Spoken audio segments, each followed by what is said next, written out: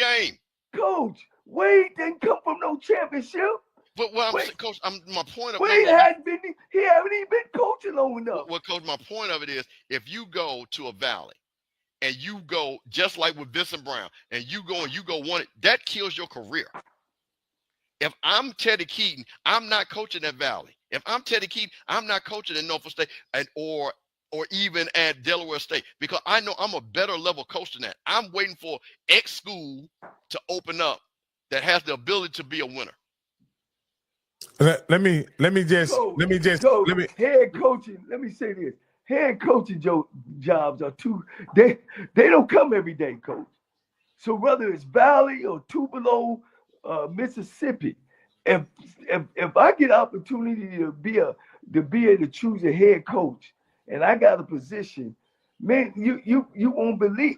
Hell, look at these guys. Look at Vic and Deshaun Jackson. They took them.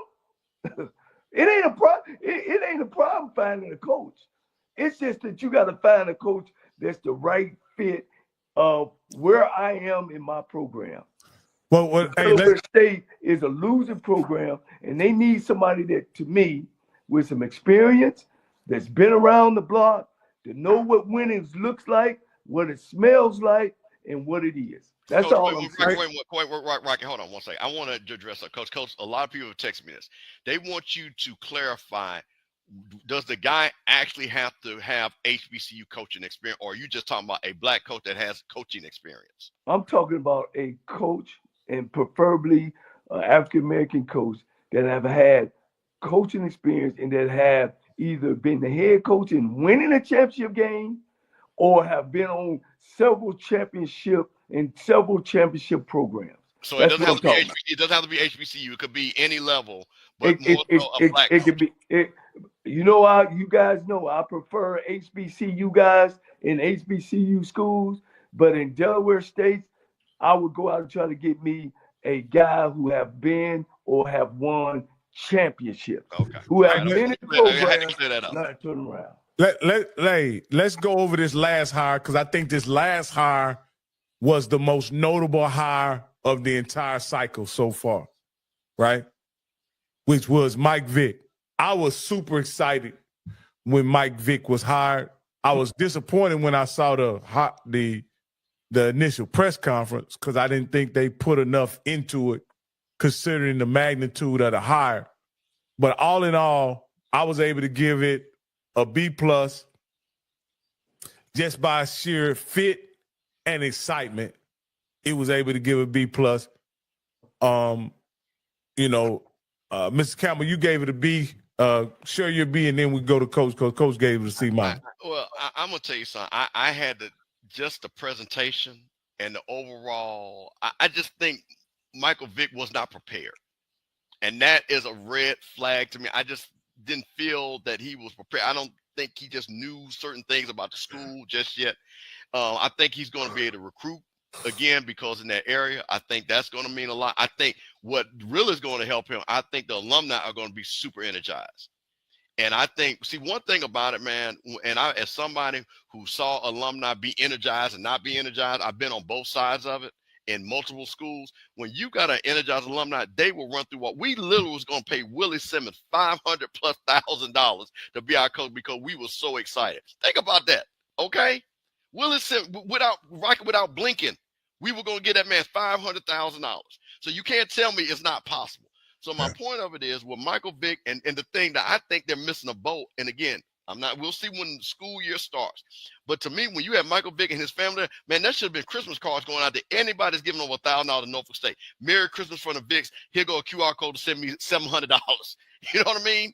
Those are the things that I don't feel that they've got that together. So I don't think that's going to be I think I haven't heard a lot about who's going to be on his coaching staff. I've been calling people. I know a lot of people in that area.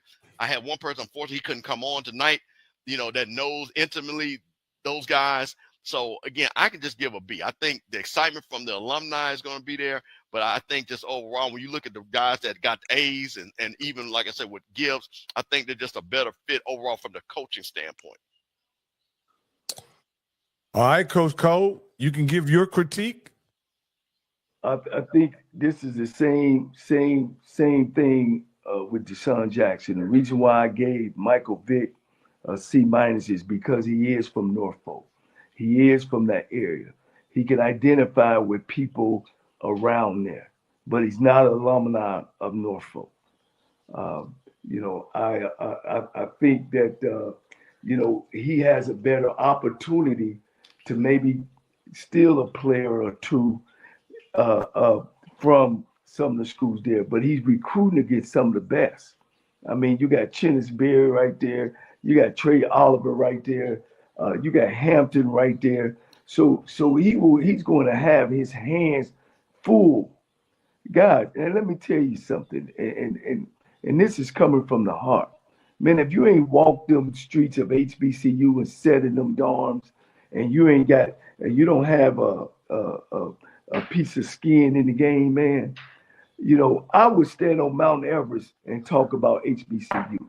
And I think as a leader and as somebody in those positions, if you don't have that awareness, if you don't feel that way strongly about representing the HBCU and really know what it is coming from them, there's always different recruiting tactics. One of my recruiting tactics, and again, it ain't about me, was trying to get an 18-year-old and his mother, when I get his mother shaking her head, yeah, because what I talk to him about is, man, don't think about the here and now. Let's think about when you finish from here, and what you're going to be able to do, and we're going to be able to deal with people, and what you're going to find out is how great you are on the inside of coming here. You know who you are. You know when you go outside and you're going to compete. And I can relate, and a person that walked through there can relate and will feel that way. Because you're going to run into some obstacles out there. You're going to be sitting there as a coach, and you're going to go to a school, and the coach is going to be sending you somewhere where you're taller than everybody in the room, per se, instead of sending him my way. You're going to have to dig and stay all day and maybe meet a kid somewhere. They ain't just going to be turning their kids over to some people. Because now with the NIL and the collective bargaining, don't think that there's not some high school coaches is not getting a rub on the hand as well. So can Norfolk rub a hand? I don't know. We will see. And again, not talking about being in the head job and what you need to do. And I've been there and I've seen it. This is what we need to do. This is the direction we need to go. And coming there with a plan, man, it's going to be tough. And then, you got those 5 teams. Again, it's going to be tough on beating North Carolina Central. It's going to be tough beating South Carolina State. Hell, it's going to be tough beating Morgan. What about Howard? Shit, and Howard, they going to come back. You know what I'm saying? And all them guys got experienced coaches, have been through the ropes.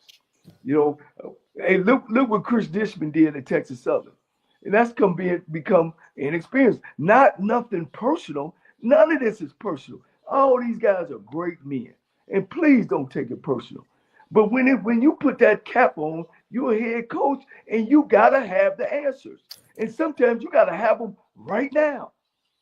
Let me ask you this here, Coach, because we got all your grades and everything. But I think this is a good question, a good exercise, Coach. And I'm going to take you out the equation. Your protege, or a guy we just hired, Quinton Morgan, you can put him in any one of these jobs and you want him to succeed. Which one of these jobs would you put Quinton Morgan in? Coach, I think he's been a head coach long enough to be in all of them. No. That's not what I'm saying. Which one of these jobs is the best job, Coach? That I think he would do well in? Yeah. Shit, Coach, I think he would do well in all of them. Coach, I didn't want to ask you this, Coach. If you had to choose, if someone gave you one of these jobs, you could choose any one of them. Which one would you choose? Oh, you're saying the schools. Yes. And which one would say that again, Coach? I got it. Coach, if you could choose which one of these jobs is the best job for a coach? I would say for a coach's career, I would say North Carolina A&T, and this is why. They play on both sides. They play HBCU schools and they play PWIs. And most coaches want to go up and have this will give you a better avenue to be able to break through and go work at a PWI school and go on with your career. You know what I mean? Working now in North Carolina A&T was like working at Tennessee State. A lot of those guys in the OBC and in the Big South Conference and stuff, they win those conferences and then they go on to a next Division 1A school probably. And that's the only way, that would be the only time you have that great opportunity to. You can win a whole bunch of SWAC championships at PV, you ain't going nowhere. You can win a whole bunch of championships at Alabama A&M. The chances are it's slim to none. You know, and I'm talking about numbers. I'm not guessing. In the last, my 40 years in the SWAC and then in MEAC, how many coaches we have now have gone on and left as a head coach from a SWAC school and went on and got a job at a Division 1A school? There's only been 3, right, Coach Campbell? Yeah. There only been 3, and then of course now we got the guy that just left Florida A&M and Duke, and his plan is actually working out. Now he's at FIAU. So I mean, in 40 years, y'all tell me which one of these schools that if that's your attention, they're going to work at a Power 5 school. I was just saying, I just wanted to know which one of these jobs is the best job from your perspective. You know, from your perspective. Well, see, I got a different perspective because you know I'm an HBCU guy. I would take Prairie View. Okay. Because I like Texas football, Houston, close to my family, close to my kids. You know what I mean? And they got the potential. Great stadium, great fan base. I would take it hands down. So, Camel, as a HBCU fan, what is your perception of which one of these jobs is the best job? I'm going to keep saying this. Them boys is running on half empty, and they went to 2 SWAC championship games, and that's Prairie View. Okay? Think about that. In the Dion era, we've had 4 Celebration Bowls. Prairie View has been in there twice, and they've had nowhere near the type of team they should have. So that just lets you know the type of talent that's down there in Texas. And I'm going to keep saying this till I'm blue in the face. If they could get somebody, and I think Coach Jackson is that guy, man, Prairie View is going to be hell to play. Because I think that he's going to be able to get players. Man, because, man, I'm going to say this again real quick. Texas, Louisiana, Mississippi, because of Jackson State's legacy, and FAMU should always be good. Somebody in Louisiana should always be good because it's players all up and down Louisiana. Jackson State should always be good because a lot of people don't want to go to Ole Miss. Prairie View should be good because and Florida is Florida. Those 4 schools should always be knocking people's heads off. Seriously. And if it's me and like I said, and again, I could get there with half-cocked teams. Come on, man. They really put something together at Prairie View. Because you know this. This is something that Cam Ward mentioned. Prairie View or the HBCUs didn't even offer him a scholarship, and he only had one. Cam Ward. Oh, Cam Ward. Let me go through these real quick. You got Norfolk. Shit, coach. They got to get through South Carolina State and North Carolina Central, and they play a short. Delaware State, perennial loser. It's tough. It's gonna be tough getting that going in the right direction. North Carolina A&T, you know, they play in the PWI, you know, and it's tough, and they taking a bad program. A&M and Prairie View are the best jobs to me and depending on where you want to go. Like I said, A&T is if you want to try to bounce your career into the Division I Power 5. I think, you know, if you can run through the conference, I think you get that opportunity. But A&M and Prairie View, man, I mean, they sit. A&M is not good because they sitting over on the side with Jackson State, Florida A&M, and Alabama State. Thank you, bro. That's head knocking. That's head knocking, bro. Yeah. So Prairie View, man, is the job. Yeah. Yeah. You got the last two HBCU national champions that's sitting up there, and you got Alabama State that is always going to be. And I'm going to say this again. I had a conversation with somebody today. Man, sooner or later, Bethune-Cookman is going to figure out how to start winning games again. Because, again, they're in Florida. They're going to start biting people again. So I'm just trying to think. That East is, hey, man, if I'm, again, Prairie View, they've already won the West twice out of the last 4 years. Tambo, what my school? We in Texas. We got more schools around us. Man, y'all are basketball school. Man, Texas coach, listen, you know that. We just go with Coach, because when you in school when Harry Machine Gun Kelly was there? Yeah, Coach. Yeah. Okay. Jackson, Mississippi legend. Shout out to Harry Machine Gun Kelly. So that's what I'm saying, man. Texas Southern's a basketball school, man. And they do well. They make a lot of money. They're a basketball school. But Prairie View, in essence, is a football school. I think people don't understand. Prairie View is a football school. Yeah. They really are. And for people don't know, Texas Southern has one of the best and winningest basketball programs in all of Division 1A basketball. Yeah. True story. I wanted to say they was in the top 5, but for sure they're in the top 10. Like I say, Texas Southern. So my thing is just basketball first, and it's Houston. It makes sense. But like I say, Prairie View, man, I just think that, like I say, if they could be a machine. They could be a machine down there. And like I said, but I'm going to say this again. Prairie View folks, y'all doing that, bro. Y'all got all that money. Y'all got that nice, man, all them people, Dallas. Man, y'all got to pack that stadium out. And stop using the excuse, oh, we can't make it, because y'all ass over there room for Texas and Texas A&M instead of room for your team. Hey, guys, we got a couple callers, man. Calls, man. Yeah, we got a couple of them. Okay, hey, caller 780. Man. Like I said, boy, y'all great, boy. Y'all push me to the limit sometimes. All right. Hey, caller, with the 7804, you're live on HBCU Coaches Corner. Hey, what's up, fellas?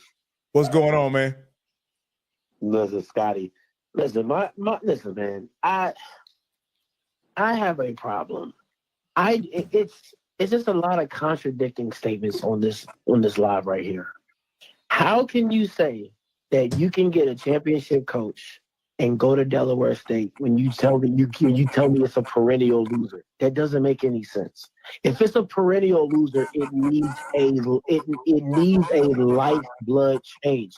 And to me, I'm going to keep saying, this is not the 80s. It's not the 70s. It's not the 60s. You need to make a program cool and relevant. And Delaware State is neither cool nor relevant. And that's what Deshaun Jackson does. He makes you cool and he makes you relevant. And again, he only has to win 5 games. It's literally 5 games. If he wins 3 or 4 of those games, it will be more than anybody's done at Delaware State since, I believe, Rod Milstead, when he went 5-6. So again, it's not a hard hurdle to get over. And he can't. And listen, if you get the right talent, the MEAC is not that crazy talented to where it's like, oh man, we can't compete. No, Morgan State is not there. Howard's a rebuild. South Carolina State's about to be in a rebuild because they lost their quarterback. We'll see how that looks. And then NCCU is the only perennial program that you can be like, you know what, year in, year out, they're going to be solid. They're going to be decent. So and Norfolk's in a rebuild with Vic. So everything is up for grabs. And if you get the right quarterback, you get the right talent in there, you're good. And again, he doesn't have to know it all. He just has to know what he don't know. As long as he knows what he doesn't know and he hires people around him, he can be successful. I think what's crazy to me is I think that I'm not giving any credence to knowing your craft. I'm not. But last time I checked, half of the battle is getting Jimmys and Joes. Rocky, am I crazy? No. You ain't crazy, Scotty. You just don't know what you're talking about because you never put on a hat nor a whistle. If half the battle is Jimmy, you've never been in the trenches. You've always been in the booth. You go by what you see. You care about being in the trenches. Like you talking to the wrong guy. You trying to tell me about my profession. And if I sit and listen to you tell me about my profession, then I ain't nobody. I'm a championship. I'm not telling you not. I've been in the trenches. And I have an opinion. And even when you sat in the seat and we've given you credence for sitting in the seat, you aren't sitting in the seat currently. And you're not in this decade. And you're not in this era. So at the end of the day, there are things that change. I do believe in a lot of things that you say when it comes to understanding. But there is a different way of recruiting. It does not change my knowledge. In my history, it doesn't change. Nobody's telling you that. Okay, you said Chris Dishman. I'll go back to that example. You said Chris Dishman. Well, he's been the only one to be praised in the last 11 years. And what are you saying? And what? That's a fact. That's what I'm saying. What does that mean? Did he win a championship? You said Chris Dishman didn't know what he was doing. He's been the most competitive I've seen at Texas Southern in over 10, 11 years because he's beat his rival. I didn't say he don't know what he's doing. With his lack of experience, he made a bad call or didn't make the right call that cost him the game. I didn't say that he ain't no good. It's just because of his experience. And if you had the experience, which these two guys don't, these celebrity guys, they gonna make those He's going on two-point conversions and lost games. What are we talking about? Coaches have experience and make bad calls all the time. Is that not true? People look back at Dawson Odom. That's true, right? Why would you do that? So why would you think that a guy has no experience is going to be successful? Because I've seen guys in HBCU with experience be ass. That's why, Coach. I've seen that with my own two eyes. See, Eric Dooley. You're one of those guys. I've seen Eric Dooley be ass. I've seen Dawson Odom go to Norfolk and not be good. I've seen these coaches go from one position to another and not be good.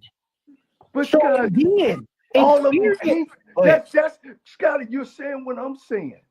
There's only about 25%, 30% of coaches that's going to win. Just go back and look. They go over here and win. They go over here and win. They go in over here and win, right? That's on all levels, not just in the SWAC. The problem is when guys like you come into the HBCU realm, you guys want to judge us on a different level.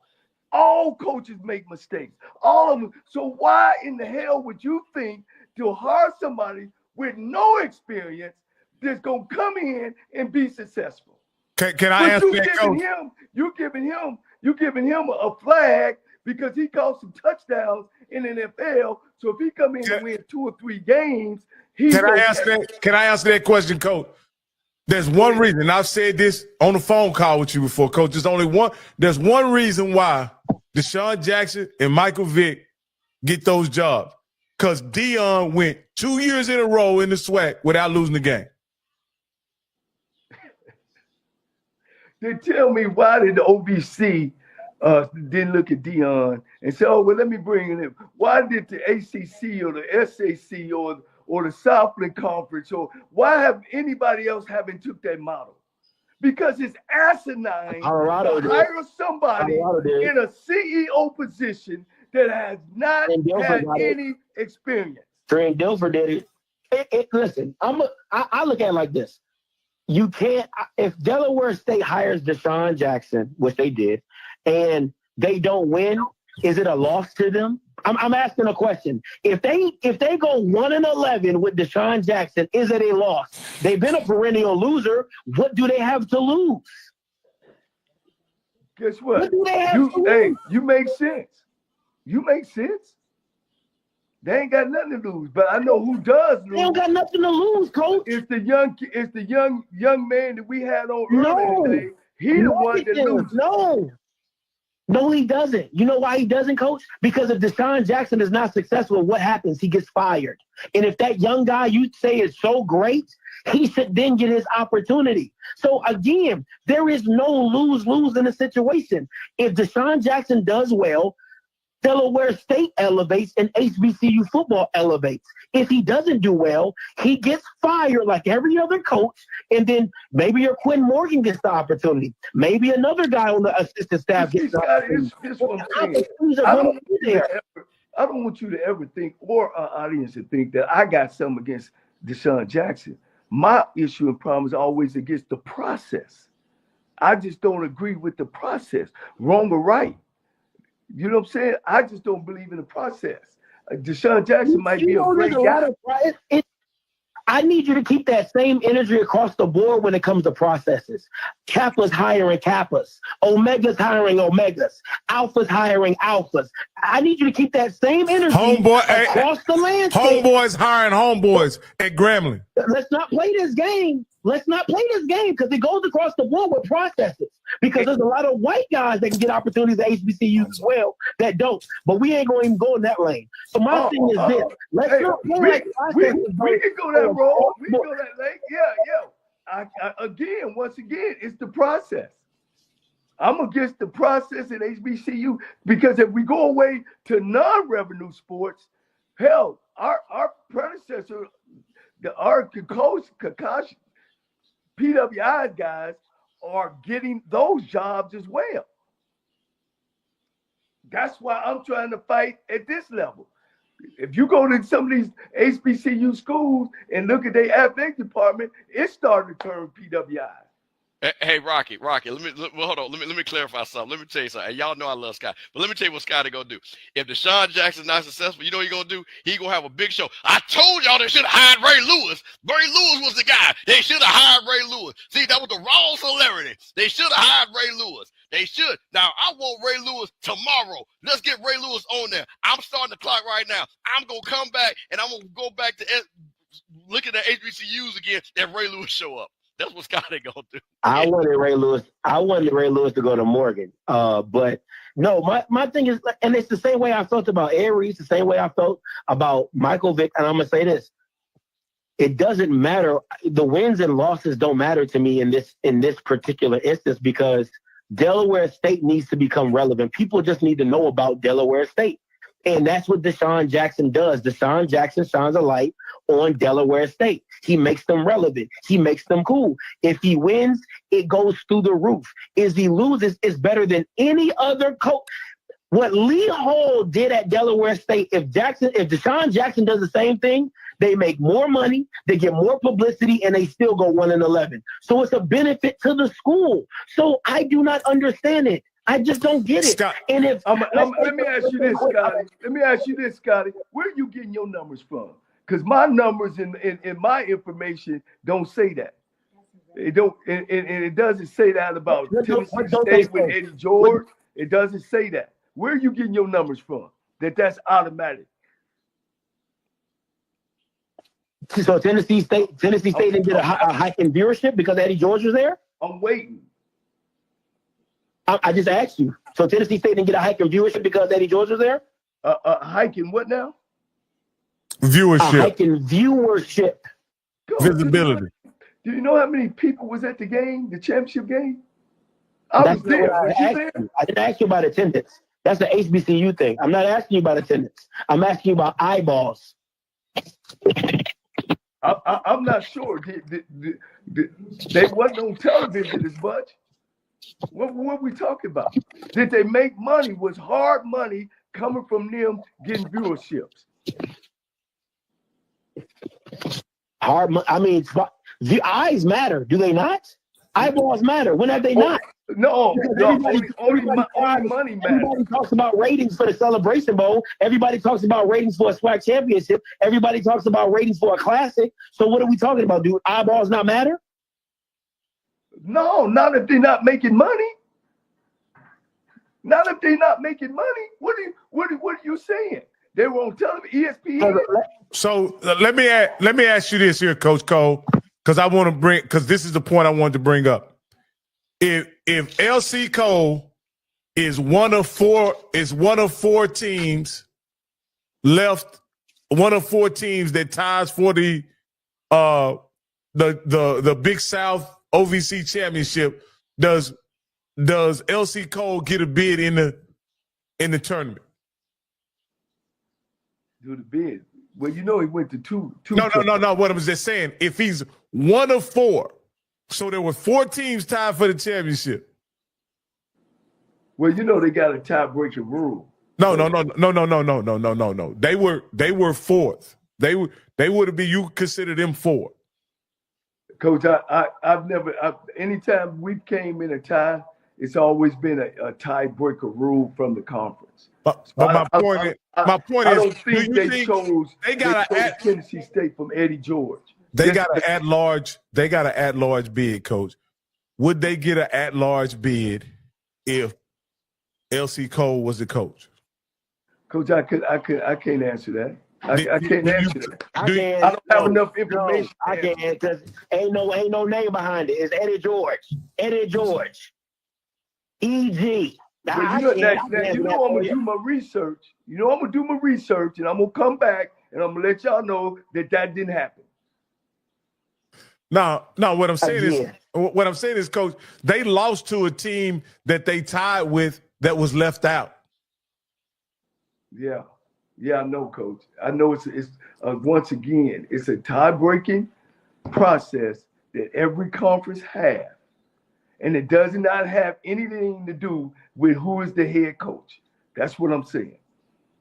No, it's either who you played against, who you beat by a certain number. It's a process, guys, and I'll find that process and I'll bring it back to the show of how Scotty, they chose Tennessee State.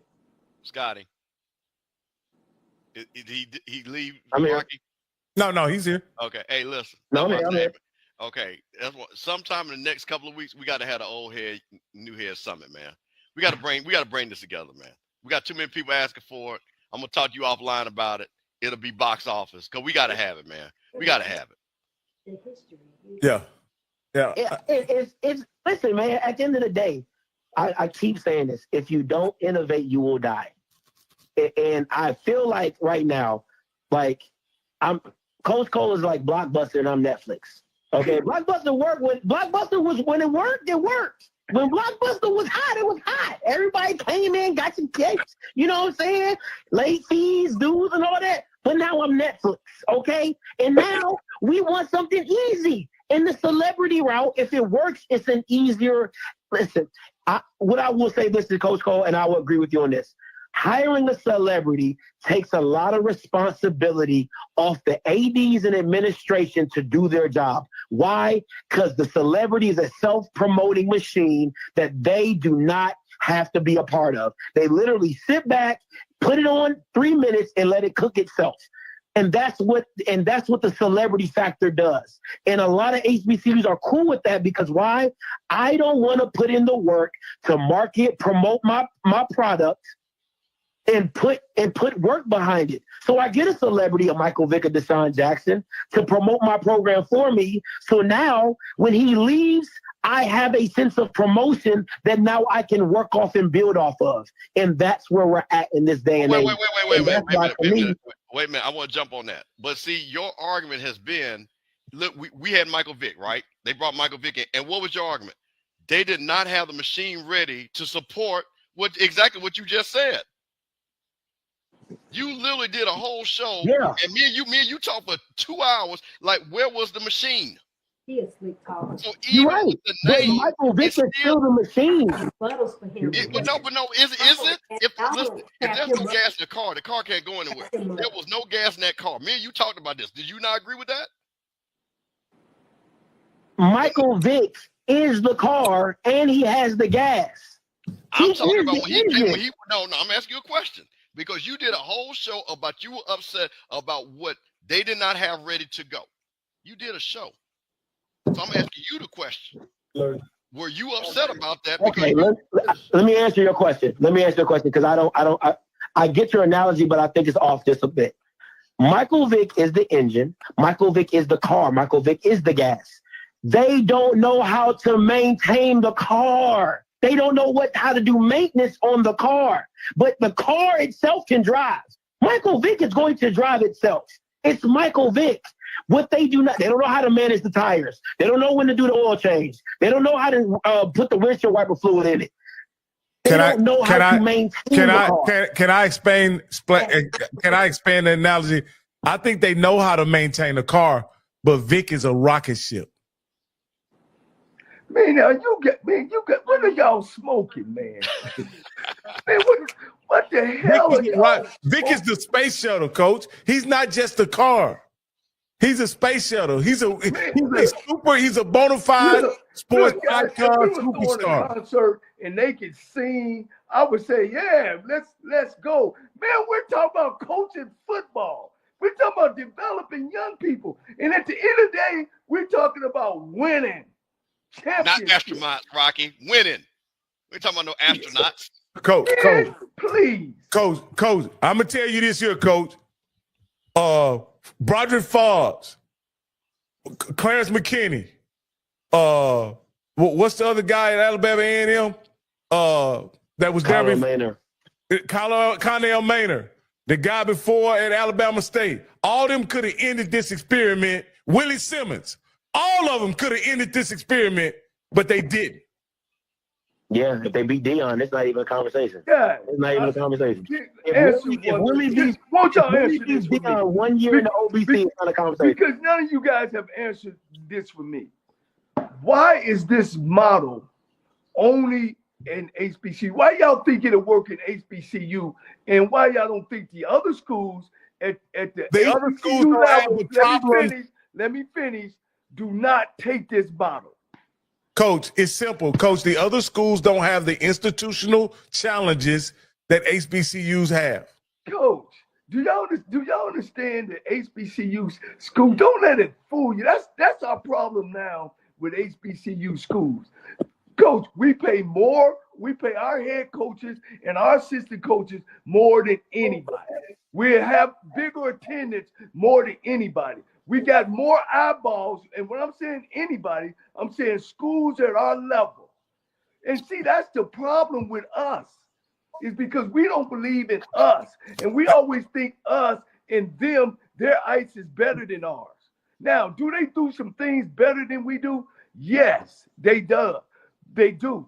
But look at the Celebration Bowl. The Celebration Bowl is one of the top attended bowls in the nation. Now, does that mean that a celebrity needs to come in and take over? No. It just means that we need to do better and be better and hire people in the right places who has experience, who has done it, who has seen it and touched it. Hey, we're Coach, going out and getting somebody to come in and make us famous. We are famous. And as far as talking about HBCUs is going to die, man, we were here before, back in 1800s, and we're going to be here when all of us is gone.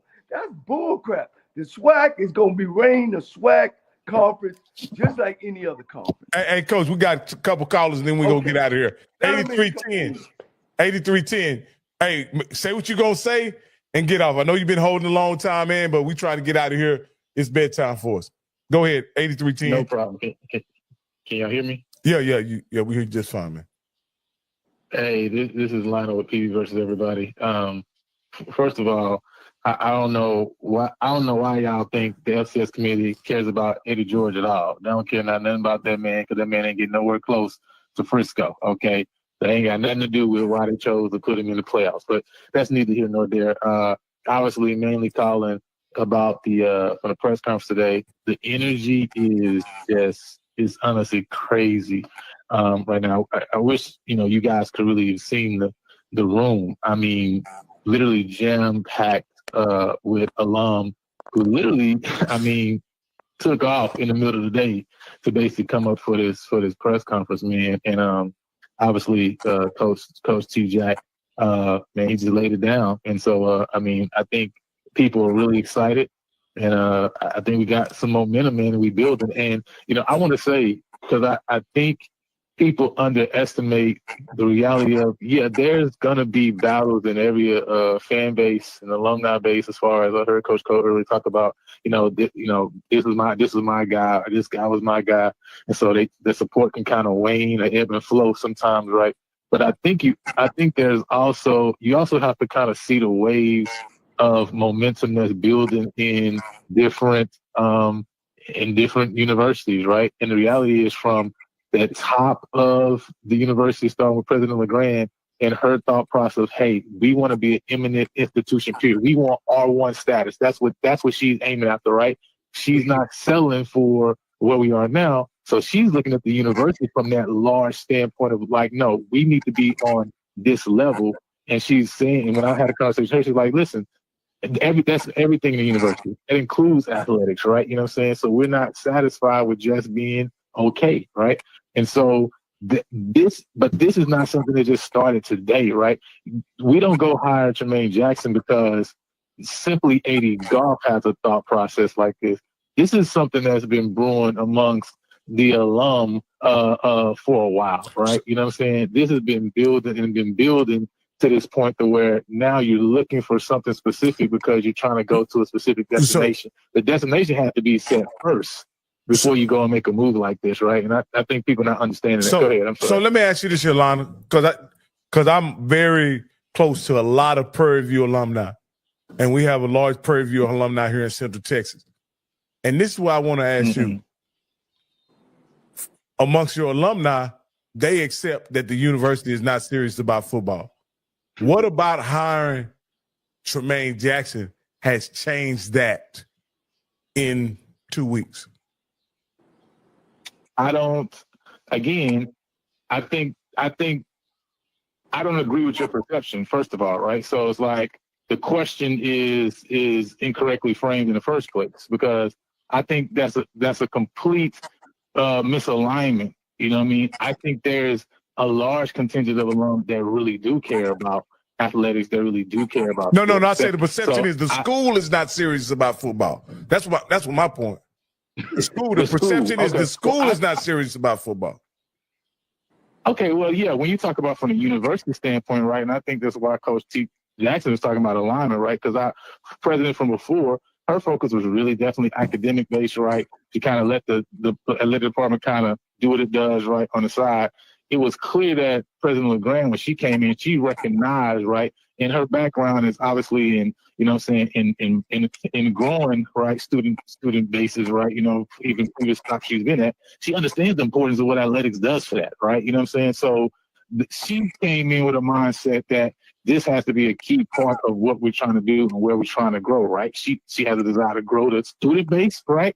You know, we want to be one of the largest HBCUs, period, right? You know what I'm saying? Talking about up there with like A&T as far as numbers, et cetera. So she understands that, right? So her alignment to that is evident, and even in the money and the resources that she has redistributed to even the football program right now to say, hey, we want to make sure that you got even support staff and things around you that hey, you're gonna be good. Hey, my buddy, can you bring it to the end, man? We need to get another call and we'll discuss it.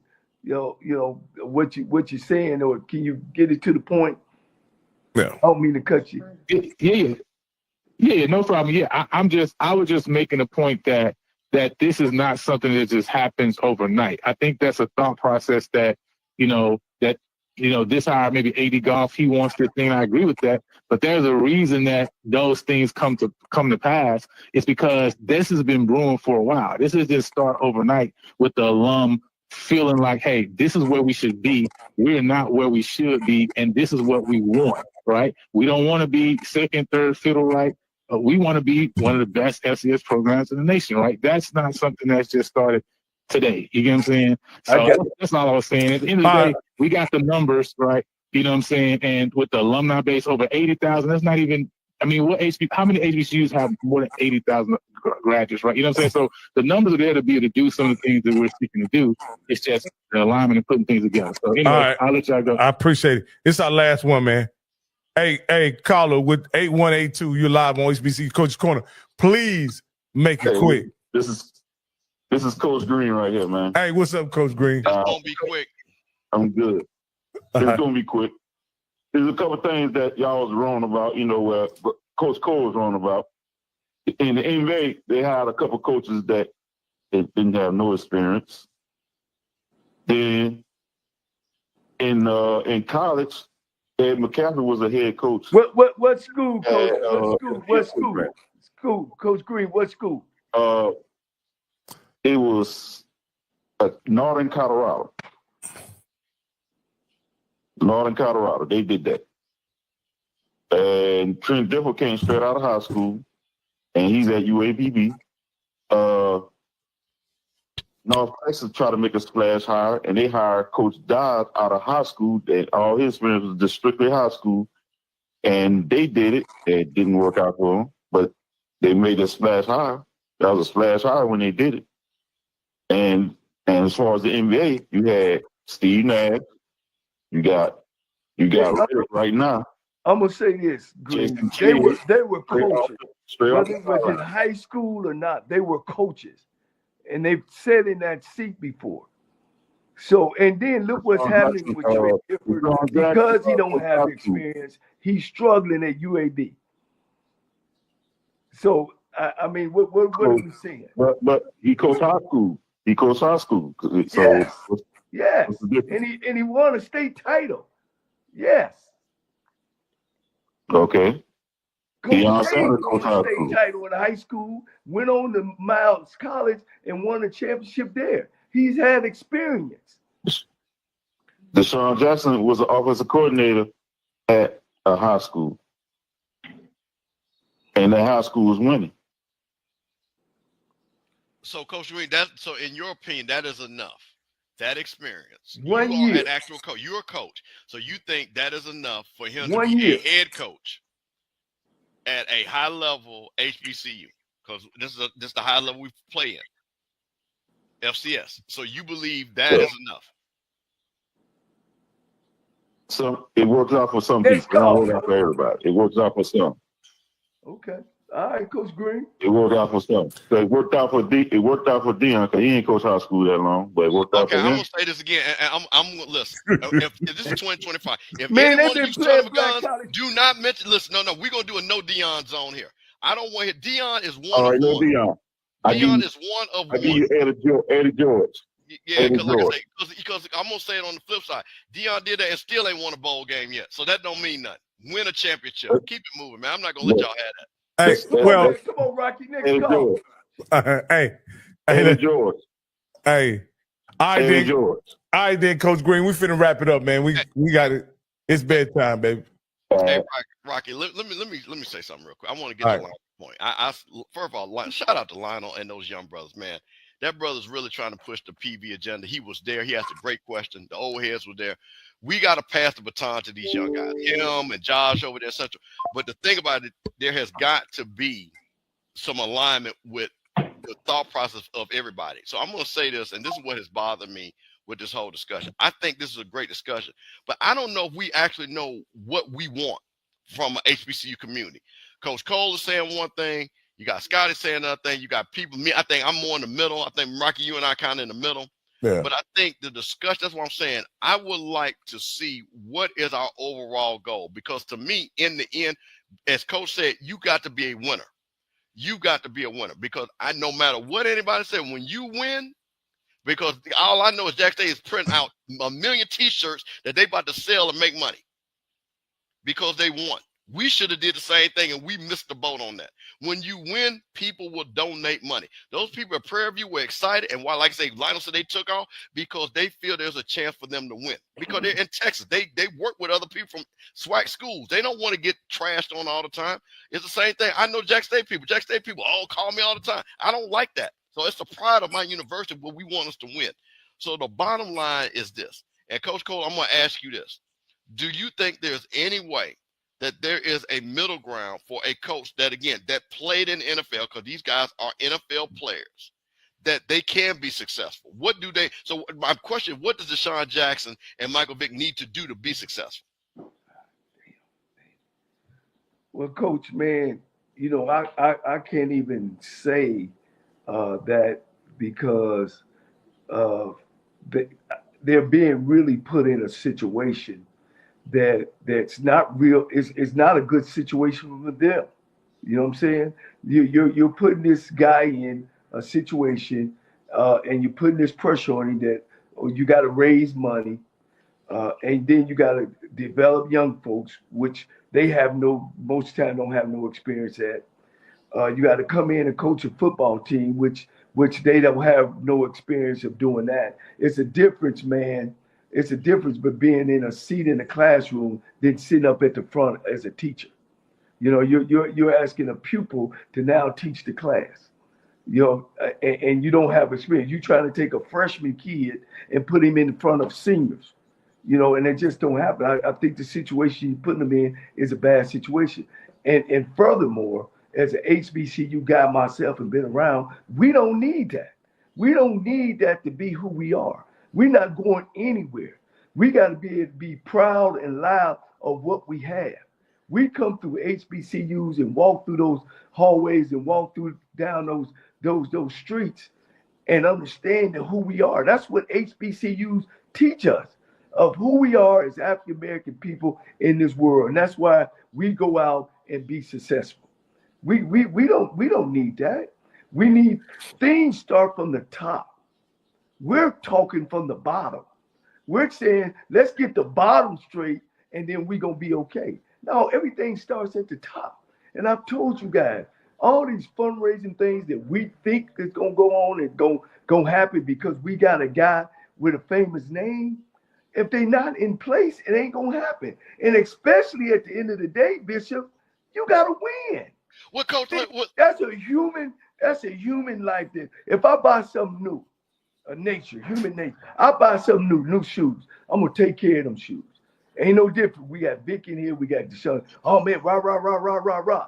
Once them shoes start getting old, we're going to throw them in. Once some coaches come in here and don't be successful, you're going to be even worse off than where you were. But, Coach, I'm going to make this last point, Rocket. I'm not trying to belabor this. But this goes back to my connection. Coach, you know you can make how much money you could make if you would sit down with a Deshaun Jack and consult him and say, hey, listen, I've been a championship coach. You're coming in this. Let me consult you. Same thing with Michael Vick. Maybe that might be your way to me making $100,000-$200,000. Did you ever think? No, seriously. Because you know what it takes, right? Let's go to Scotty's point. You know what it takes, but there is the Rocket view, Rocky's analogy, Scotty's analogy, stuff like that. And you went to Deshaun Jackson and say, listen, let me tell you something. Walking in this door, I'm going to tell you how to do this thing. You will be amazed how successful people like that, because there are a lot of people that have talent but don't have experience. And then they bring in somebody with experience that whisper in there and say, go left, go right. And you never even see them. I've done that for a lot of people. They call me and say, hey, Mr. Campbell, I'm trying to do this. I'm trying to make some money. And I'm going like, do this, go right, go left. And so that's the thing about, I think that's where your opportunity is at, Coach. Well, maybe instead of saying, hey, Michael Vick, maybe we need to get Michael Vick on the phone and say, hey, listen, man, I know what you're trying to go through. Here are the ropes to, and hey, to my FAMU people, ropes to skip, ropes to know. That's a great book that you guys need to learn about. And it's about business development and how to navigate things. And Coach, that's why I think there's value in the old heads. Because I think what you're doing, and I think what happens is we have this discussion going this way. Instead of saying, hey, because the guy's there, right? And if I'm Deshaun Jackson, I'm not saying he's not doing that. I'm not saying Michael Vick, because Michael Vick knows Andy Reid. But Andy Reid ain't got time to talk with Michael Vick. Come on, let's be honest. Let's be honest. He doesn't. He's never going to be able to have the time like you would have. No matter who Deshaun Jackson calls, they're not going to have the time or the understanding that you have. Would you not agree? I agree. Okay. I agree. I got you a job. And Coach, and maybe that's what they're doing. I don't know. Hey, Coach Cole, last question. How many wins for Mike Vick to be successful? How many wins for Deshaun Jackson to be successful in their first year? 3 or 4 their first year. Both of them have the same total? Yeah, 3 or 4. Okay. All right, Coach. Hey, man, it's been a great show. It's time. If you ain't got nothing else, Campbell, it's time for old Coach to take us out of here. Hey, man, I just got one thing to say, man. Hey, it's a brand new year. I just want everybody to do me one favor, man. Let's leave the negativity. And, man, let's really enjoy this HBCU community in 2025. We had too many people not celebrating Jackson State because my band went there first and my this, and we won the Celebration Bowl. Hey, man, if any one of our teams was successful, we all successful. So I'm going to ask all of y'all in 2025, man. Let's keep it within the boundaries, man, because we got off course this last year. It was really bad, and I don't want to be part of this discourse. I want to be part of us having an enjoyable time like we did tonight. So, man, let's root everybody on, man. That's all I got. Yeah. You know, one of the things, again, man, appreciate the audience, appreciate you guys following us. Guys, none of this is personal with me or Scotty or the Bishop.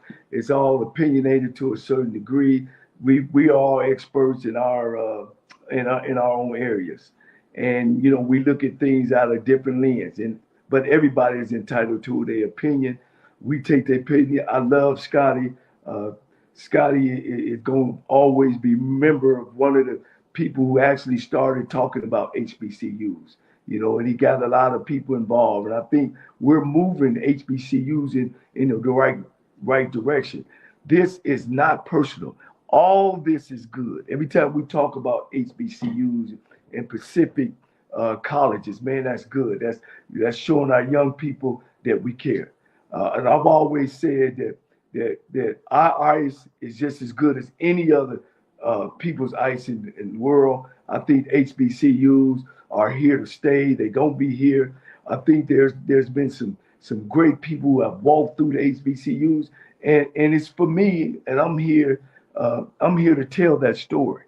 I had a prominent coach who has a statue behind him shared that with me, and he told me, he said, "Cole, you the guy. We're passing you the baton to make sure that you tell the story."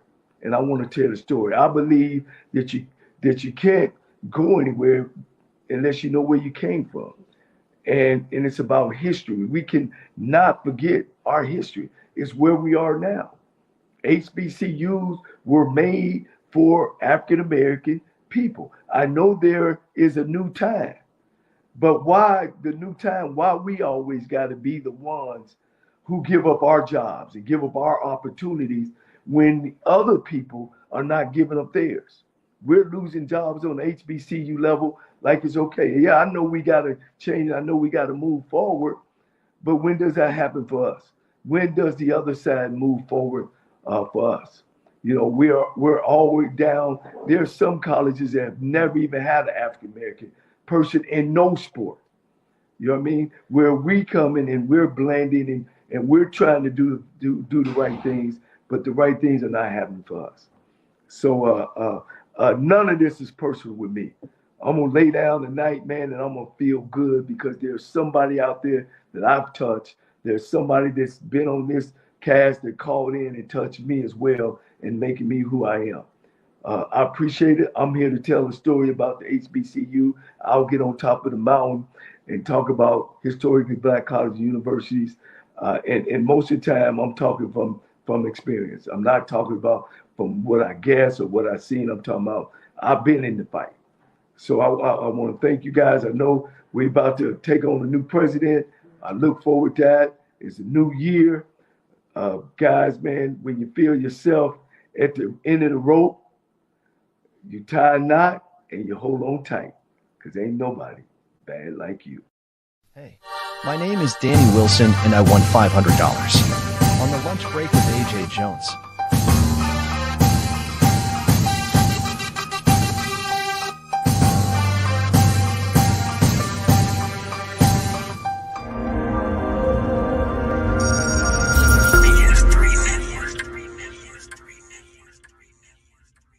BS3 Network, changing the way you watch TV.